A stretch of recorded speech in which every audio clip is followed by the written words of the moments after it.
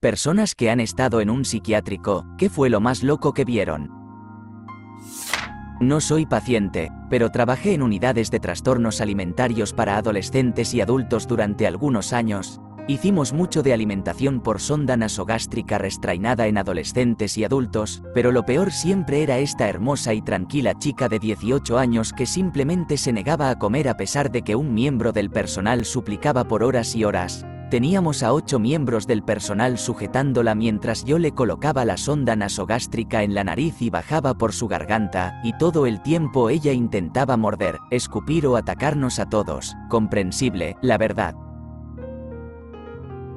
Ella enfocaba su agresión en quien realmente estaba administrando la alimentación, así que usualmente era yo, y gritaba mi nombre una y otra vez para intentar que me detuviera.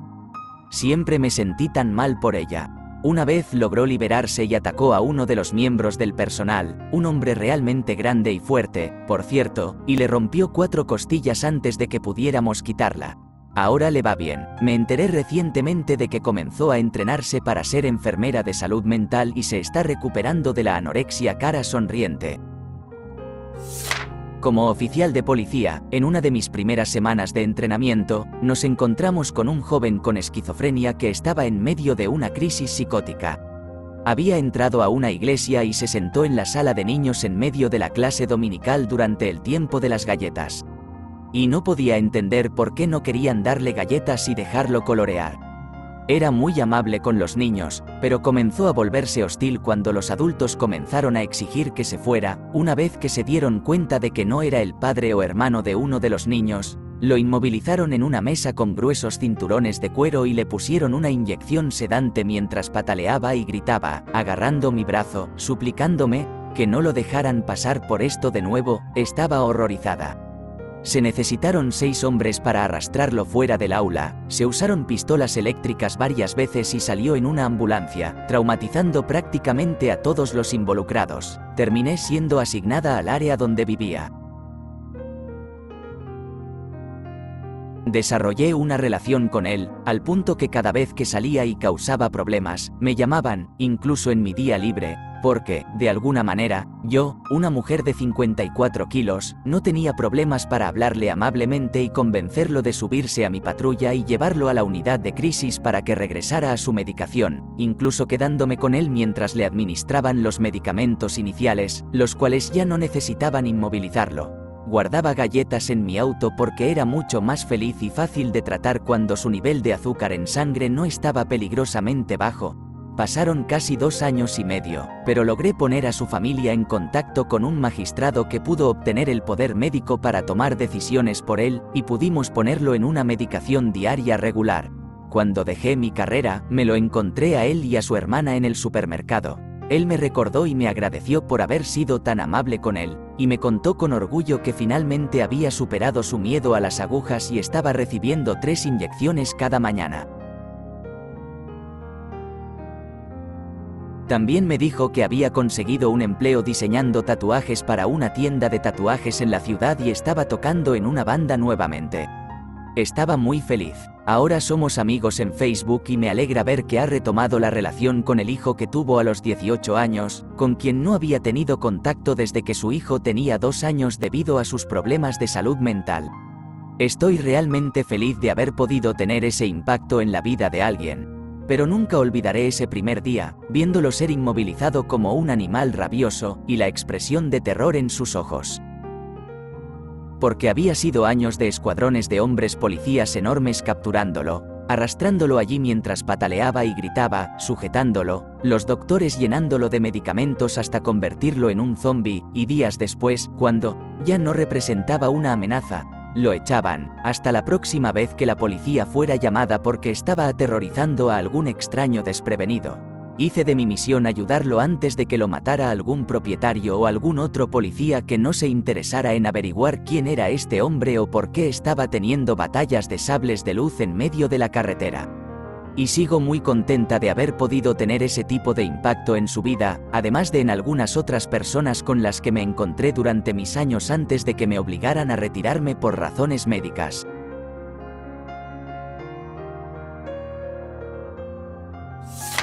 Trabajé en un hospital psiquiátrico como trabajadora social. Fue desgarrador y un desafío ver a personas en psicosis. Es una cosa verlo en las películas, pero otra muy diferente tener una conversación con alguien justo enfrente de ti que tiene creencias tan genuinamente delirantes.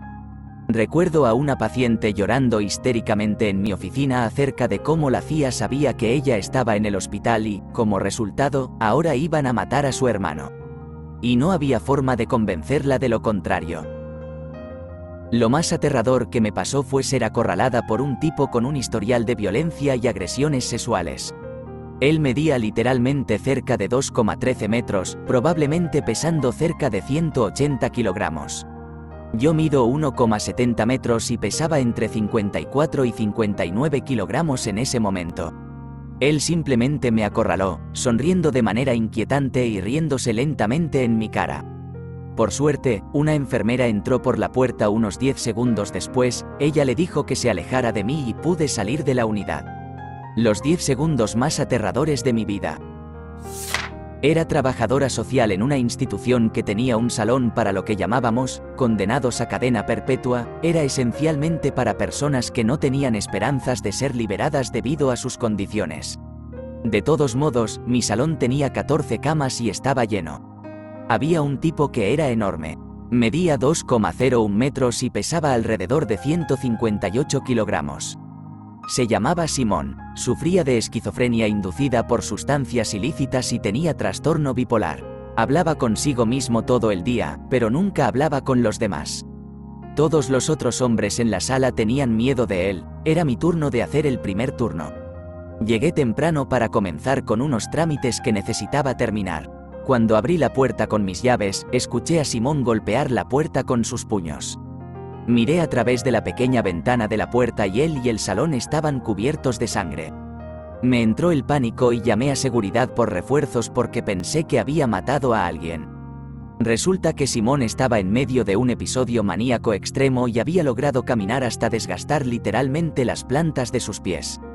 Otro medicamento que estaba tomando le había adelgazado la sangre y eso lo llevó a sangrar por todas partes. Revisamos las grabaciones de las cámaras y había estado caminando y hablando toda la noche. El ordenanza, quien fue despedido ese día, se había quedado dormido durante todo su turno y nunca escuchó a Simón caminando de un lado a otro. Tenía como 14 años y estaba pasando por un mal momento, así que entré en un centro de salud mental juvenil. Estábamos sentados alrededor de una mesa y la profesora nos estaba pidiendo que compartiéramos lo que hacemos para sobrellevar el enojo, el miedo o lo que sea. La mayoría de los chicos decían cosas bastante normales. Salir a caminar, gritar en una almohada. De vez en cuando, dar un puñetazo en la pared. Ya sabes, cosas estándar para adolescentes problemáticos. Luego llegó el turno de Chris para contarle al grupo lo que él hace. Durante el tiempo en que todos estábamos bromeando y hablando durante la sesión, Chris no dijo ni una palabra. Era un chico grande y me daba miedo. Chris dice, bueno, normalmente solo salgo a caminar. Y luego encuentro a alguien. Y lo golpeo hasta dejarlo hecho polvo. Todos quedaron completamente en silencio y mi mandíbula se cayó al suelo. Le pregunté, amigo, ¿hablas en serio? Porque nadie más estaba diciendo nada. Él estaba completamente 100% serio. Lo realmente perturbador fue que nuestra profesora no tuvo nada que decir al respecto y tuve que explicarle que hacer eso está muy mal. Él parecía completamente inconsciente de que golpear brutalmente a un extraño inocente es algo malo. Mientras le explicaba esto, él estaba como, ¿en serio? ¿Por qué? Completamente sorprendido de que estuviera mal. Mi tío es psiquiatra y fue el director de una gran institución mental aquí hace unas décadas. Mi padre fue a visitarlo y llegó temprano. Mi tío aún tenía algunas tareas que hacer, así que dijo, hola, señor paciente 537, ¿podrías por favor mostrarle el hospital a mi hermano y hacerle compañía? No tardaré mucho, así que hablaron durante aproximadamente una hora sobre política, fútbol, el lugar, la comida, lo que fuera. Simplemente relajándose con una persona sociable. Más tarde, en el restaurante, mi tío le preguntó a mi padre qué pensaba del tipo. La reacción de mi padre fue firme, esa es una persona obviamente normal. Debería ser liberado a la sociedad, su mente funciona como debería. Ese paciente asesinó a su madre y a su hermana y mutiló su propio nepe con el mismo cuchillo. Conclusión. Somos terribles en salud mental, tanto colectiva como individualmente. Vi a una chica de 40 kilogramos y 1,50 metros lanzar una de esas botellas de agua de 18 litros, una llena, contra un grupo de enfermeras que estaban tratando de calmarla mientras tenía un episodio maníaco. Se necesitó a varios guardias de seguridad y a muchas enfermeras para controlarla. La noche anterior había estado hablando con ella y era un verdadero encanto. Me dio un libro como regalo de despedida, ya que sería dada de alta al día siguiente. Aún tengo ese libro y todavía pienso en ella, preguntándome de vez en cuando qué estará haciendo, ya que estuvimos en contacto brevemente, pero desapareció de la faz de la tierra. Un segundo lugar cercano sería el momento de mi segunda estancia en otra unidad psiquiátrica en 2021, donde un chico estaba pasando por un síndrome de abstinencia de alcohol y gritaba acerca de un oso que entraba en su habitación. Tuvieron que encerrarlo en su habitación y mantenerlo muy sedado. Cuando le permitieron interactuar con las personas, todavía estaba relativamente sedado, muy confundido y perdido, y seguía preguntándome a mí y a otros si sabíamos qué había pasado con el oso. Estoy bastante seguro de que era un alcohólico empedernido que había dañado su cerebro, y me sentí bastante mal por él. Visité la sala de psiquiatría como estudiante de psicología, como parte de un curso obligatorio, y pasé un par de días allí practicando entrevistas con los pacientes. Mis peores recuerdos son del anciano que estaba en estado catatónico y que podría haber muerto sin que nadie lo notara durante quién sabe cuánto tiempo, parecía muerto todo el tiempo, y de la señora que seguía quitándose los gusanos que alucinaba de su piel. No puedo imaginar cómo debe ser vivir así, pero es desgarrador de ver. Sabía que algunos de ellos podían haber sido violentos, sabía que la sala estaba cerrada por una buena razón, pero estos dos me atormentaron más. La salud mental es importante. Por favor, tómalo en serio. Lo más asombroso, por alguna razón, había un piano en la sala de psiquiatría, y una paciente que nunca hablaba comenzó a tocar. Ella sabía todas las piezas de memoria. Todo el departamento de psicóticos, maníacos e incluso el personal se fue a sentar en esa sala. No se pronunció una palabra durante media hora. Lo más loco, familiares ahogando a un paciente porque su hermana le hizo una felación a otro paciente. Un tipo que se creía Jesús convencía a todo el departamento de reunirse en el balcón para discutir formas de escapar. Un chico se escapaba todos los días, robaba un auto y regresaba a la sala. Gente hablando en lenguas, aterrador. No fui admitido, sin embargo, mi trabajo en la secundaria era trabajar en la cafetería de uno de los hospitales locales. Uno de los deberes que tenía en ese trabajo era llevar carros llenos de bandejas de cena a cada piso, pabellón del hospital. El pabellón de salud mental siempre era un poco intimidante para entregar bandejas, ya que todavía era básicamente un niño, especialmente porque ese pabellón siempre estaba cerrado y se suponía que debías entregar allí con un compañero. Tenías que llevar el carro de bandejas hacia el medio del pabellón hasta la estación de enfermeras, pasando por su sala de recreación y un pasillo lleno de habitaciones. Eran aproximadamente 30 metros en una dirección. Una noche, estábamos cortos de personal, así que no tenía un compañero para hacer la entrega conmigo. Había estado en el puesto un tiempo y nunca había tenido incidentes antes, así que no estaba extremadamente preocupado por tener que entregar allí solo.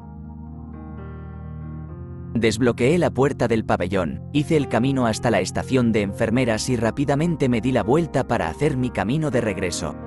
Estaba a mitad de camino cuando escuché a alguien gritar, ¡alto! Me di la vuelta rápidamente. Inicialmente vi a una de las enfermeras de pie y señalando hacia mí, luciendo extremadamente estresada. En ese momento, noté a una paciente corriendo hacia mí. Era petite, quizás apenas 1,50 metros de altura y 45 kilogramos empapada, pero tenía una expresión de determinación extrema. Ahora, no soy un tipo pequeño, pero me paralicé de miedo. Mi entrenamiento sobre cómo tener que llamar a un Dr. Strong cuando un paciente ataca al personal comenzó a sonar en mi cabeza. Ella corrió directamente hacia mí, se detuvo a centímetros de mí. Pensé que iba a intentar quitarme la llave y escapar. Se acercó y me abrazó con uno de los abrazos más reconfortantes que he recibido hasta el día de hoy. Yo seguía paralizado de miedo, las manos a los lados, aferrándome a esa llave por si me daba la vida. Luego me miró a los ojos y dijo: Dios te ama y quiere que conozcas a Jesús. En ese momento, un par de las enfermeras llegaron hasta mí para intentar ayudar. Ella luego me soltó suavemente y caminó de regreso hacia la sala de recreación. Yo simplemente me quedé ahí por un segundo, haciendo contacto visual con las enfermeras. Estoy seguro de que estaba pálido como un fantasma. Mi corazón latía desbocado. Las enfermeras preguntaron si estaba bien, lo cual estaba, pero no pude articular ninguna palabra, así que solo asentí. Ellas regresaron a revisar a la paciente y yo volví a la cocina, aún un poco en shock. Más tarde, seguridad bajó. Asumo que las enfermeras tuvieron que reportar lo sucedido. Tuve que relatar lo que ocurrió y luego nunca supe nada más al respecto. No es mi historia. Mi esposa trabaja como enfermera y pasó un tiempo en unidades de salud mental. Una mujer de 60 años llegó porque había dejado de tomar sus medicamentos mientras viajaba con su esposo. Salió de su habitación, se plantó frente al área de enfermeras y empezó a anunciar a todas las personas a su alrededor que ella era el diablo y también Jesús, y que debían arrodillarse y adorarlo. Procedió a quitarse su bata de hospital, la envolvió alrededor de su cabeza como si fuera un chal y comenzó a arrodillarse y a cantar en el suelo, completamente desnuda. Varios visitantes, incluido su esposo, estaban mirando toda la escena. Las enfermeras, incluida mi esposa, y su esposo intentaban redirigirla de regreso a su habitación o cubrirla con una manta, pero ella solo se defendía de todos. Su esposo estaba tan avergonzado que dejó de intentar redirigirla y se fue. Otra historia es la de un hombre que fue admitido recientemente y estaba en proceso de desintoxicación. No dejaba de molestar a las enfermeras para salir a fumar. No se puede fumar en una unidad segura. Se cansó de que las enfermeras dijeran que no, se enfureció y, en el proceso, se mordió un dedo. Cuando las enfermeras vinieron a ayudar, él les gritaba: «Miren lo que me hicieron hacer, ustedes deberían haberme dejado salir a fumar». Mi esposa tuvo que recoger su dedo del suelo. Tuve un año difícil en mi primer año de universidad. Casi me quito la vida y me pusieron en psiquiatría durante una semana. El pabellón era una mezcla caótica de pacientes con Alzheimer, adictos en desintoxicación y nosotros, personas con problemas de salud mental. Había una unidad separada para los mayores, pero estaba sobresaturada mi primera noche allí. Así que yo, un desastre disociativo que estaba dejando los sedantes, tenía como compañera de cuarto a una anciana que murmuraba. Siguió llamándome por el nombre de su hija. Se movía constantemente en su cama. Se acercaba a mí y se metía en mi cara, suplicando que la ayudara a escapar. Se lo conté a las enfermeras, pero no les importó. Pude ir y venir del sueño brevemente y me desperté con un olor horrible. De alguna manera, logró agacharse sobre una taza y defecar en ella. Cuando la vi y me di cuenta de lo que estaba sucediendo, salí disparada de la habitación y finalmente una auxiliar me tomó en serio. La trasladaron al pabellón de Alzheimer y, por suerte, mi nueva compañera de cuarto era una persona deprimida y suicida normal, igual que yo, durante el resto de mi estadía. Podría seguir hablando sobre la negligencia y el abuso del personal, pero esa fue, con mucho, la experiencia más extrema que tuve. Pasé un tiempo en un hospital psiquiátrico juvenil cuando era adolescente. Vi a un chico arrancarse las uñas. Y no me refiero a morderse las uñas y luego quitarse las partes hangers. Fue un acto completo. Agarró la punta de su uña, luego aplicó fuerza y destrozó toda la uña hacia atrás, arrancándola por completo.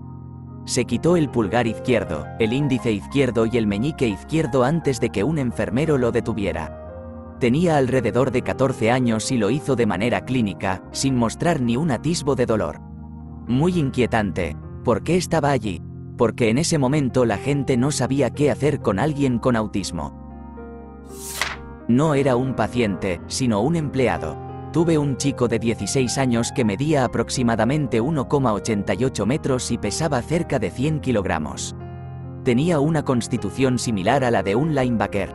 Me enteré de que, técnicamente, era un niño y que, de alguna manera, terminó en una escuela de autismo para niños con muy poca seguridad. Terminó causando un daño cerebral traumático a uno de los maestros y fue enviado a nosotros. El chico tenía una inclinación violenta como nunca antes había visto. Sabía que era más fuerte que la mayoría y le gustaba pelear sin provocación, y siempre se necesitaban de 4 a 6 personas para poder contenerlo. Nunca había visto a un paciente pasar tanto tiempo como él en la sala de seguridad, una habitación increíblemente pequeña y acolchada que no tenía nada en su interior.